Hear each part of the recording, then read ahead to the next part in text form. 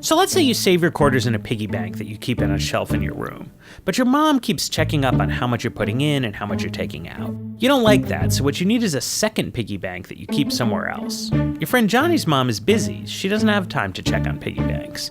You can bring a spare bank over there, then money can come and go without anyone being the wiser. But maybe Johnny's mom isn't really too busy.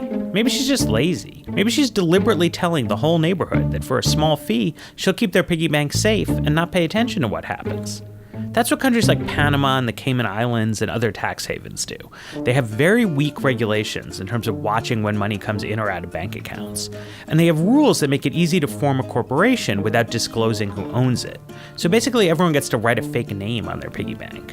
There's a Panamanian law firm called Mossack Fonseca. They've got over 40 offices in dozens of countries around the world. They specialize in setting up these kind of special piggy banks. They're called shell companies, hollow vessels that don't conduct any business. They just own financial assets on behalf of their real owners. There's been this massive leak of over 2 terabytes worth of Mossack Fonseca documents to the International Consortium of Investigative Journalists, and it sheds an unprecedented light on the world of shell companies.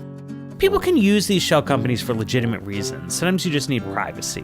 But they're also really useful for covering up scandalous or embarrassing information. The Panama Papers show that close associates of Vladimir Putin have taken over $2 billion worth of assets and put them into offshore shell companies, and that the Prime Minister of Iceland actually held financial interests in bankrupt Icelandic banks, even as he was involved in political negotiations over what should be done with the banks.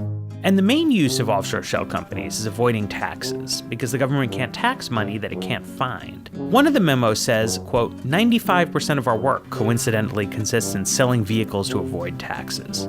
These tax havens are usually small countries that could be persuaded to clean up their act, but so far political leaders in the big countries haven't wanted to make them do it.